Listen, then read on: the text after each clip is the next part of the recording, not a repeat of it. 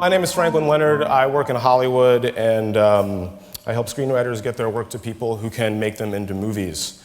And a couple of months ago, I got an email from Sean Blanda, who you all know at this point, asking if I wanted to speak at this conference because, and I quote, and I want to read this because I can get it right, our audience is full of people who are on the bleeding edge of creativity and thus are always interested in how the ways we are discovered and get noticed are changing. I must admit, for a couple days after getting that email, I was feeling really, really good about myself. Y'all are well over 1,000 people on the bleeding edge of creativity. And they're up from the stage, there are a lot of you. And someone wanted me to come talk to you about the future of that bleeding edge. So, by association, I must be awesome. And on top of that, it would be a great opportunity to up my brand equity, proselytize on behalf of my company, get my social media followers up, and all the things that you're supposed to do in 2015, at least I'm told. And unfortunately, that feeling of feeling really good about things changed pretty quickly. Early in April, I had a prep call for this talk with Sean, where I was informed that I would be part of the last session, so no pressure. And that the subject of that session would be, as you all know by now, changing the world. Yeah. Again, no pressure at all. And even then, I thought, it's fine, despite my crippling fear of public speaking, which may or may not be evident, I'll just adjust my standard speech a little bit, and I can procrastinate this thing until a few days or hours before the speech, and it'll all be fine. And then on April 12th, a 25-year-old black man named Freddie Page was arrested in Baltimore for possession of a switchblade. Was put aside for a moment the question of whether possessing a switchblade is a crime, because it's not really relevant to my comments here tonight.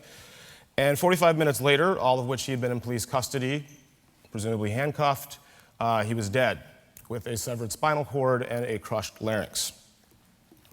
And so on Monday night, I was sitting in my hotel in Union Square, before I got to the Ace, watching the news at 2 a.m., procrastinating, because that's what I do apparently. And I was watching a CVS in Baltimore burn, and I was watching a militarized police force trying to corral hundreds of young people who looked not too dissimilar from me. I was also watching the death toll rise in Nepal, where an earthquake that was 6.8 on the Richter scale had struck 21 miles east-southeast of Lamjung just 2 days prior. I was watching Instagram, where images of the devastation in Nepal were piling up from people I didn't know and would never meet. I was watching Twitter, where defenders of the violence in Baltimore were arguing with aggressively hateful opponents of the violence and debating the legacy of Martin Luther King Jr. And I found myself asking myself, am I really going to get on stage on Friday in front of 1,000 people on the bleeding edge of creativity on the topic of changing the world and talk to them about how to make it more efficient for good screenplays to get to producers? Was I actually going to get on stage and talk about changing the world when I had long ago come to a conclusion that I am often reminded of at times like this, and one that I'm going to say now with the full knowledge that I will probably never get invited back to this conference or any other conference like it?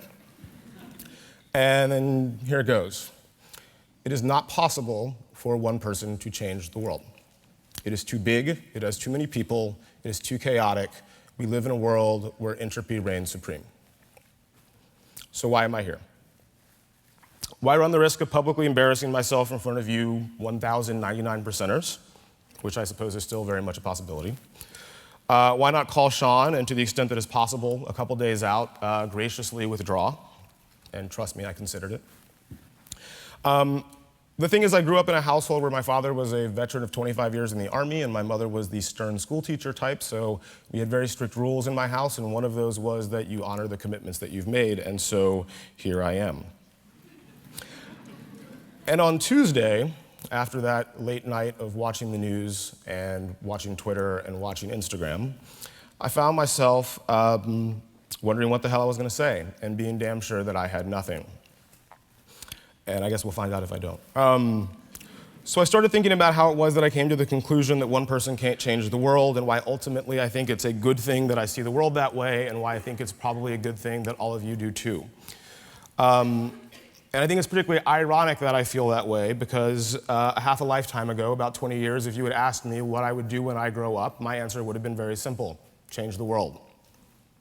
I had no idea what that meant or how it was that I was going to do it, but for a self-righteous black kid growing up in the Deep South, it seemed like the right answer. I went to college debating between pursuing the sciences, where I was sure that I was going to cure cancer, and going into politics, where I was sure I was going to find, nurture, help elect, and run policy for the next great liberal president. I chose the latter route and drove from Boston to Cincinnati, Ohio, the day after I graduated from college to help run the congressional campaign of a 25-year-old candidate running in the 1st District of Ohio. Be lost. From there, I moved to Port of Spain, Trinidad, and wrote a column for the Guardian newspapers on the subject of U.S. and Trinidadian politics. I don't know how many of you follow Trinidadian politics, but I think it's safe to say that looking around in the U.S., I did not change U.S. or Trinidadian politics. Or if I did, I changed them for the worse. I then moved to New York City. I accepted a job as a management consultant, thinking that maybe there I could learn the skills that would help me change the world and whatever else I would do that would follow. At least one of you here today remembers me from that period and probably remembers me as an insufferable asshole as a consequence. Less than 2 years later, I was laid off from that job with the rest of my analyst class. And if I'm being honest, I'm sure that those that I worked for would agree that I probably deserved to get laid off quite a bit more than the rest of the people that I worked with. I found myself unemployed, very much adrift, and very much unhappy. I was not changing the world. I was a failure. And in my sadness and self-loathing, I found myself turning to something that had comforted me greatly in my youth: movies. Because when you're a black nerd in the Deep South and Urkel's on TV, you don't have much of a social life, and you end up watching a lot of movies on Friday night because it's slightly less pathetic than staying home. I guess that's actually debatable. But in my unemployment, I watched a lot of movies, and many of those movies caused me to change the way that I saw the world, which gave me an idea. Movies are a popular medium, so I should go to Hollywood and make a movie that would change the world. And I packed my bags 12 years ago and moved to LA. I got a job as an agency assistant because I was told that's a great way to start your career, and I sort of started working my way up. A year later, I got a job as a junior creative executive at a production company, which at the time was sort of lightning fast in Hollywood timelines. And I thought I was on my way. It would be very simple. I would find a great screenplay. I would get it made. It would change the world. And two things became apparent to me very quickly. There were not a ton of amazing movie scripts lying around that were going to change the world. And those that seemed like they might were probably the hardest, if not impossible, to get made. So I drifted from job to job. I worked for Leonardo DiCaprio's company, where probably the only thing of note I did was, desperate to find some good scripts to read over vacation, take a survey of my peers and say, send me a list of your 10 favorite scripts. In exchange, I'll send you back the combined list. And even despite having done that, somehow, I was a casualty of regime change less than a year later. I worked for Sidney Pollack and Anthony Minghella. 6 months after I arrived working for them, Sidney was diagnosed with cancer. 6 months after that, Anthony Minghella died, and 3 months later, Sidney Pollack died. From there, I went to work at Universal Pictures, where the high point of my job was being a junior executive on It's Complicated and Fast and Furious 5. I don't know how many of you are familiar with jobs in Hollywood, but that basically meant that I was taking notes in meetings and watching dailies to make sure that there were no major mistakes that would cost the studio too much money. To the outside world, I was a success. I had a cool job in a cool industry, and I still went home every night thinking that I was an abject failure. I had not made a movie. I was most definitely not changing the world. I wasn't changing Hollywood. I wasn't even changing the course of the company that I worked for. But throughout these jobs, I continued to take an annual survey of people's favorite unproduced screenplays and sharing it with the people who voted, mainly because my job was to find good scripts and I didn't want to be terrible at my job. And then a strange thing started happening. The writers whose scripts were on this annual survey started getting more jobs. The scripts that were on the survey started getting made. And those scripts that did get made were often the weird, emotionally ambitious, try and change the world ones that people were surprised got made. They were the ones about high school seniors getting pregnant and debating giving the baby up for adoption. They were the ones about dysfunctional families coming together on a fool's errand of a road trip to a beauty pageant. They were the ones about a poor Indian kid living in the slum who goes on Who Wants to Be a Millionaire. And these movies, which include Juno, Little Miss Sunshine, Slumdog Millionaire, did well. They did really well. And that work allowed those writers to get more work, much of which was similarly emotionally ambitious, try and change the world type stuff. But here's the thing. I didn't do anything with those scripts. I didn't write them, I didn't direct them, I didn't produce them, I didn't finance them, I didn't act in them, I didn't run cable or post lights on the set. I didn't even give them from one person to another who would then go do those things. All I did was change the way people looked at them. And certainly there were movies on this list that would have gotten made without that change in point of view, but a lot wouldn't have, and even if it were a small percentage of them, it's worth noting. In the 10 years that I've done this list, there have been about 1,000 scripts on the blacklist. About 300 of them have been produced. They've won 43 Academy Awards, 223 Academy Award nominations, 3 of the last 7 Best Pictures, 8 of the last 16 screenwriting Oscars, and half of last year's Best Picture nominations were scripts on this survey. All told, they've made about $25 billion in worldwide box office, which means that in all probability, tens of millions of people, if not hundreds of millions of people, have seen these films in the theaters, and I have no idea how many in post-theatrical environments like television, streaming, and let's be honest, illegal downloads. Always on the mind of people working in film.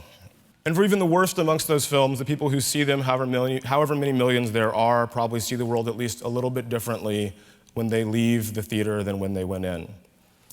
But again, and I really can't stress this enough, I did not do a damn thing to make them. Which brings me to my point.